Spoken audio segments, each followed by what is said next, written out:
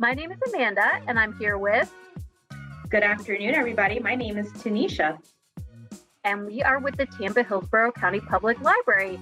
This is part of our summer STEAM series. So if you're not aware, STEAM is science, technology, engineering, arts, and math. And today we are going to look at Scratch coding. So Tanisha, I'm going to go ahead and turn off my camera, but I will be back at the end for the Q&A.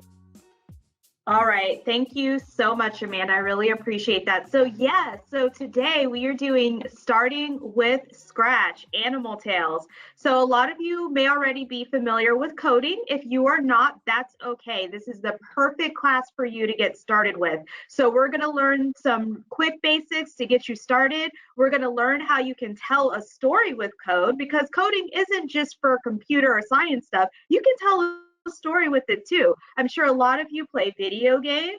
Video games are a story, and somebody had to code that story. So you're going to learn a little bit about that today.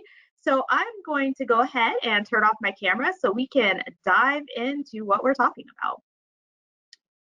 So we always like to kick things off with a book shout out. So this was a book that I found on Hoopla, one of our ebook platforms. So definitely recommend that you take a look at that.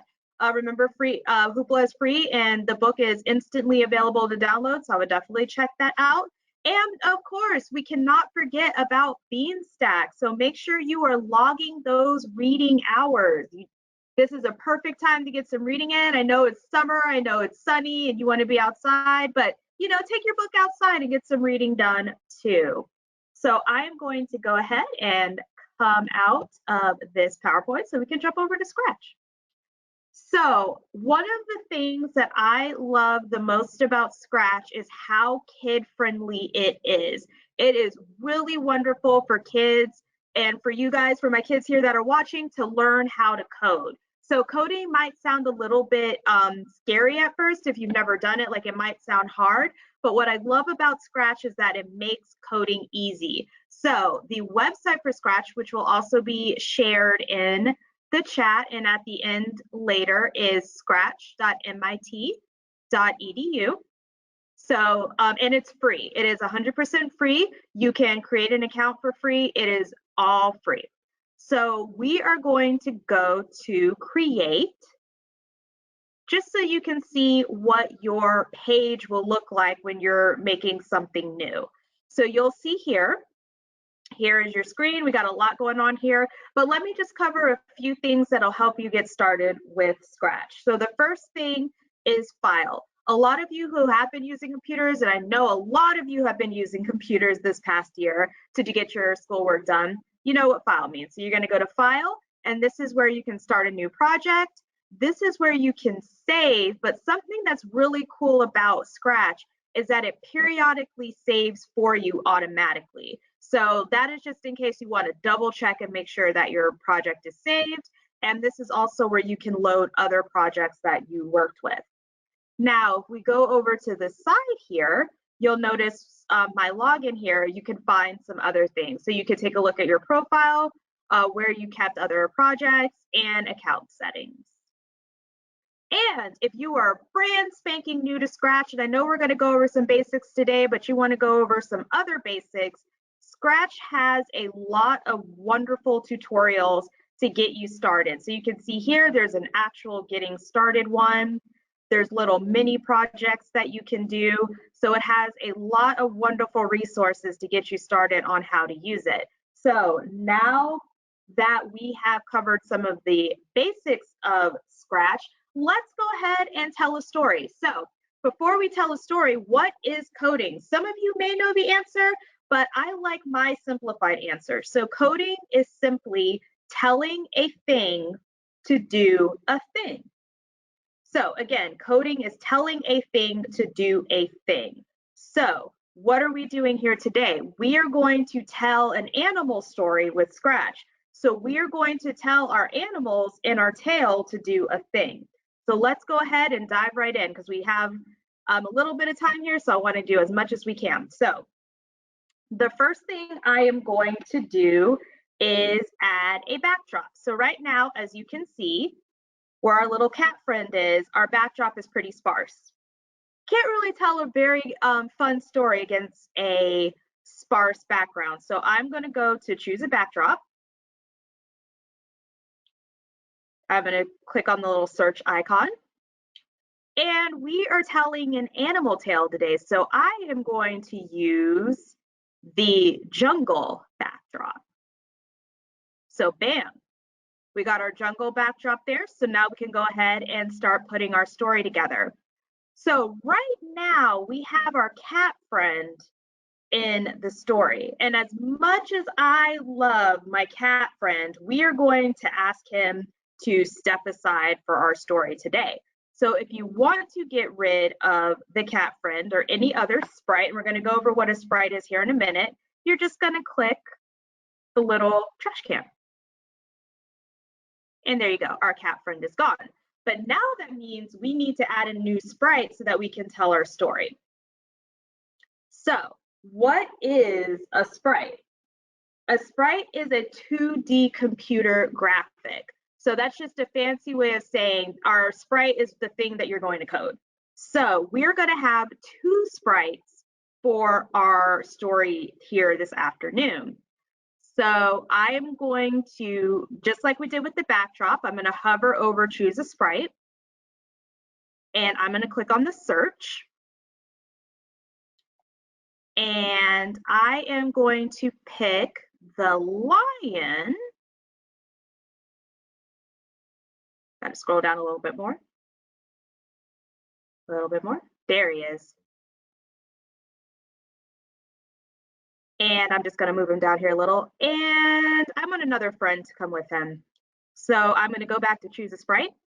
And I am going to choose the toucan.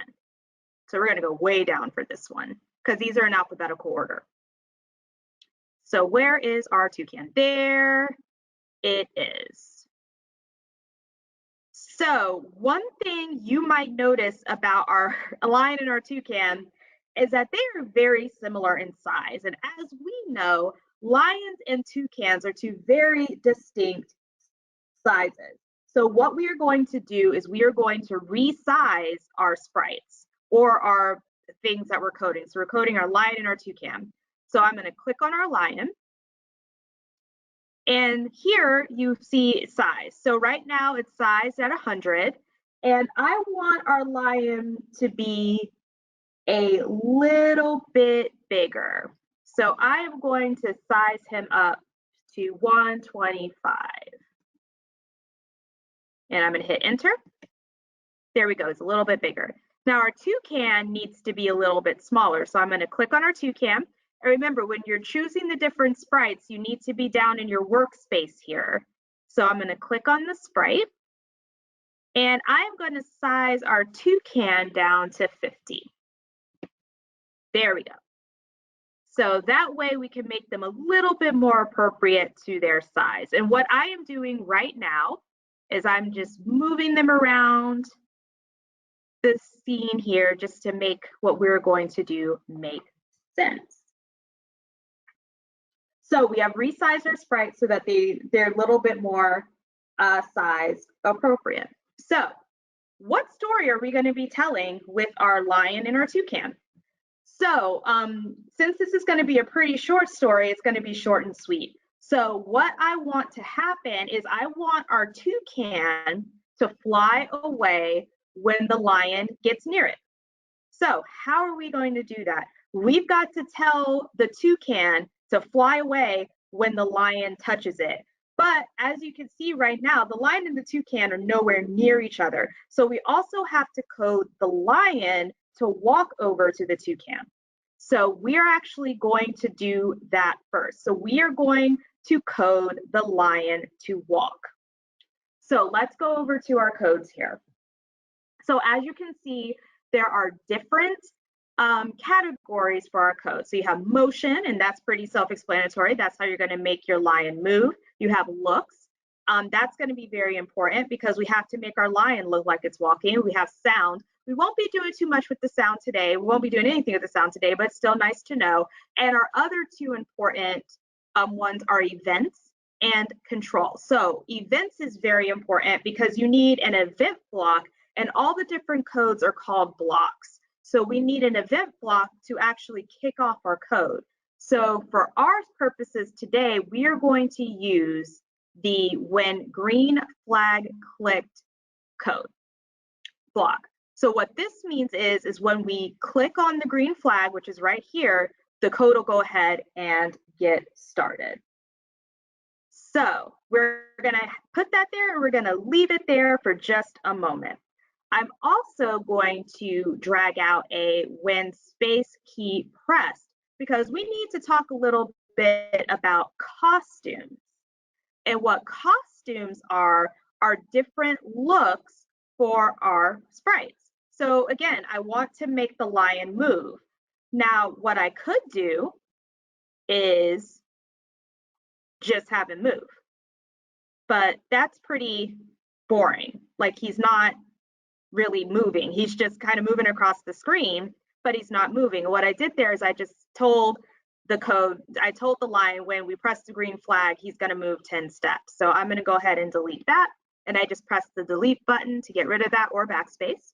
So we're going to experiment for a minute with the looks. So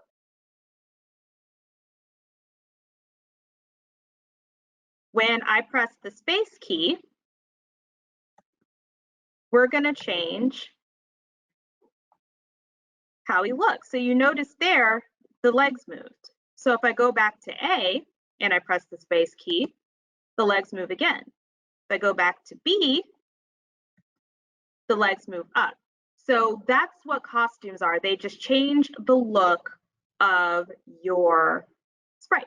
So I'm going to go back to A and I'm going to go ahead and delete that for now and delete that for now because we got to start writing some code. So like I mentioned before, I want to make the lion move. So let's get him moving. So we already have our when green flag clicked, but block out.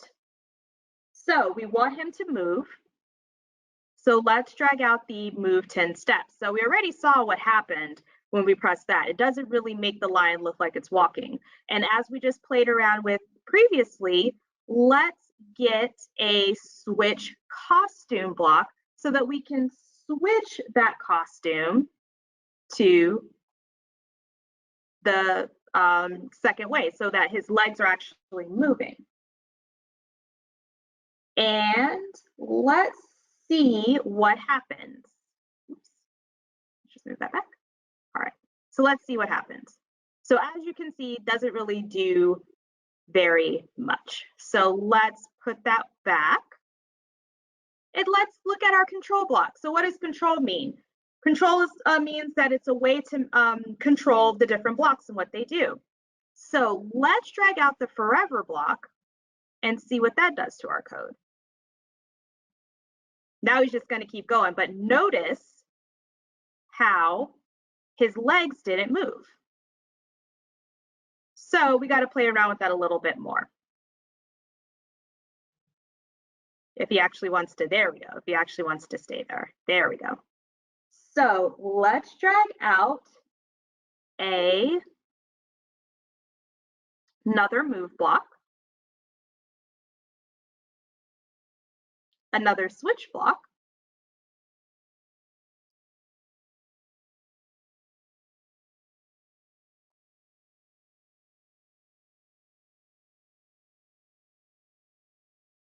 and let's see what happens. Still doesn't quite do what we wanted to do. So we got to add another block in there to make it work. And our lion friend just does not want to stay put. There we go. He doesn't want to stay put.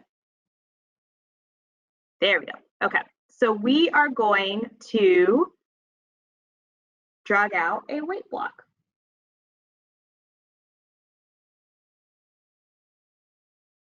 We're going to drag out two of them. Now let's see what happens. Now he begins to walk. However, he's walking a little slow. So let's slow him down a little bit.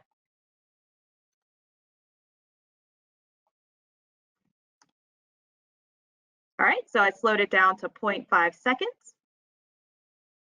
There we go. So now we have our lion walking to the toucan. But as you can see, the toucan isn't flying away when the lion gets to him.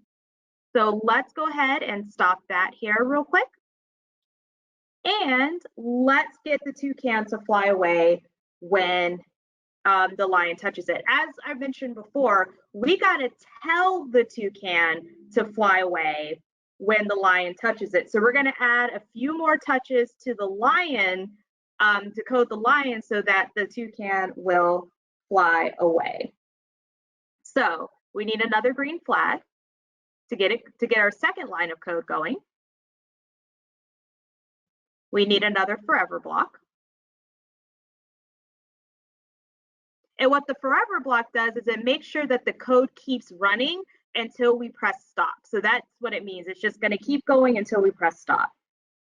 And we're going to add something new here, an if then. So what this block means is if a certain thing happens, then another thing will happen. So we're going to jump down to our sensor blocks.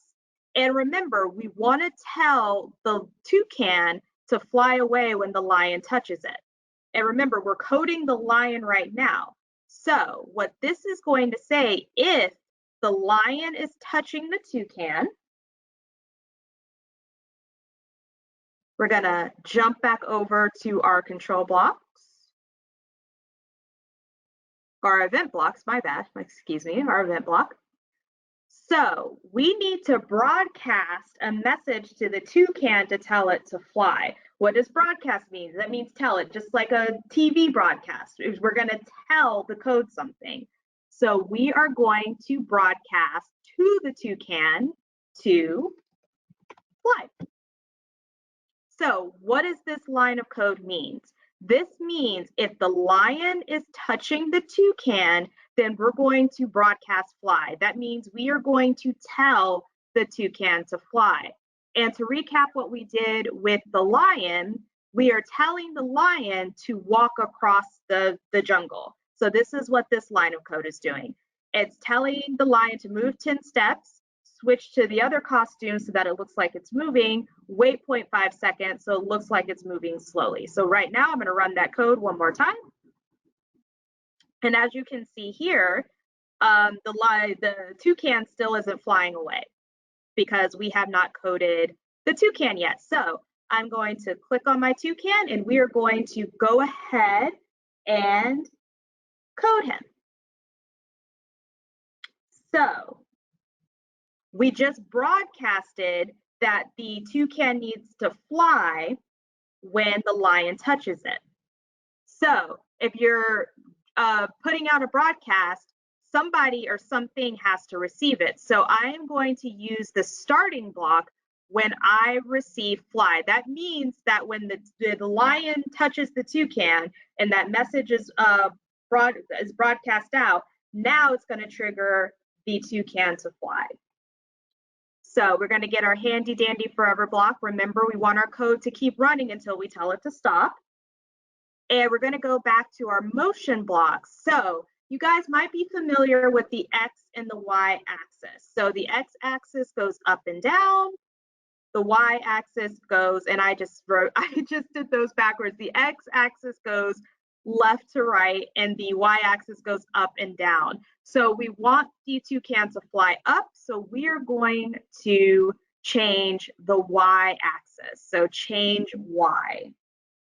And remember those costumes. We want the toucan to look like it's flying. So we're going to switch its costume.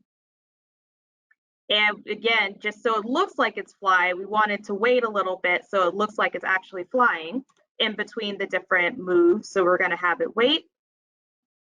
And then we're just going to repeat that again. So I'm just going to change Y. We're going to switch that costume.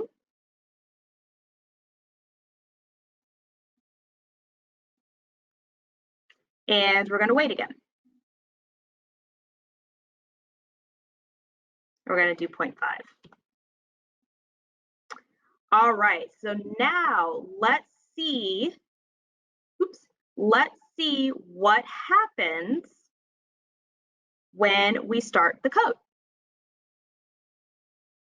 So our lion is walking to our toucan. Let's see what happens when the lion touches it. The bird flies away. So there we go. We just told a story with our code. So let's recap with the toucan. When that message that the lion sent out, broadcast fly, we made it so that the toucan will go up by 10, switch to another, switch so it looks like it's flying, and then go up by another 10 and just keep flapping away until it flies away. So we have a little bit more time here. So I'm going to show you guys a couple of quick things that can help clean up your code. So as you noticed, I'm going to go ahead and move them back. You can see here, I am manually moving these, the bird, the toucan, and the lion back to where I want them to be before I, every time I want to restart the code. So there is a way to make it so that you don't have to do that. And in fact, let me leave my people where they are. So right now I have the lion up. So let's get out that green flag one more time. And I'm going to now place the lion where I would like it to go. So you'll notice here, there's some coordinates down here. So we have the lion currently positioned on the x-axis at minus 175 and at the y-axis at minus 122. If I go to the motion blocks, you can notice here with this certain block, it put those coordinates in for me. So let me start the code. Let me move the lion just so you can see what I'm talking about when I run the code. You'll notice here that when I started the code, it moved the lion back to where it needed to be. So let's do the same thing with the toucan. So gonna do the flag block. Let me just moving things out the way. Let me go back to the toucan, put the toucan back to where I would like it to be. Remember, we're going to go up to those motion blocks and it's going to be the go to X and Y. And those coordinates that I moved it to are already there for me. So I am going to put those coordinates there. And I also want the toucan to not look like it's flying when it's down. So I am going to switch to costume B. So let's run our code again.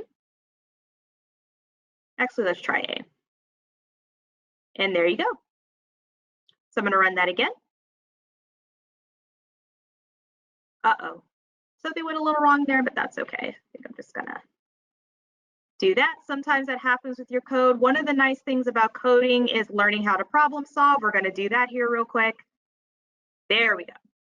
So our bird kind of looks like he's in flight, but it is all good. So there you go. This is how you can tell a story using code. So I am going to go ahead and switch over to our PowerPoint, and I'm going to turn my camera back on. Amanda, let me know if there are any questions. Okay, I'm going to turn my camera back on as well. So I want to remind everybody, remember, you can submit questions. There's still time in that question section or under the question mark. Just tap it, put those questions in. It can be anything. It can be about the project we did today, about coding in general. We do have a few questions, Tanisha. So the first one is, I believe you said this, but to double check, the website you showed today is completely free, correct? Yes, Scratch is 100% free. So you technically don't even have to create an account if you don't want to, although I highly recommend that you do, because then you're able to save your projects and work on them and build on them, and you can really do some cool things with it. That is very cool. So you can come back and keep learning more. I think that is a great idea. Okay, so this is a question we get a lot. This is cool. I don't want to be a programmer or a coder when I grow up. Why should I learn this? Why should I, or should I learn this? That is a wonderful question, Amanda. So one of the big things that I love about coding is that it teaches you how to problem solve. So Me and Amanda work in a library. So are we doing math every day? Are we doing science every day? No. But what coding does teach us how to do is to problem solve. I'm going to jump into my code real quick, and you'll notice I had added a code to the toucan that messed up the code. So the toucan was flying even though the lion wasn't touching it. And so what I did is I just carefully, quickly removed that code. Oh, well, that's not going to work. And then I was able to fix it. So it's really good with teaching you how to problem solve. So coding teaches you problem solving skills, which it doesn't matter what you do in life. It doesn't matter if you're a kid, if you're an adult, problem solving skills are always good to have. And that's actually another question, Tanisha, is when can you start coding? You know, how do you have to be on the computer? Do you have to know how to type? How old do you have to be? Or I guess some people ask, when should you start coding? But let us know.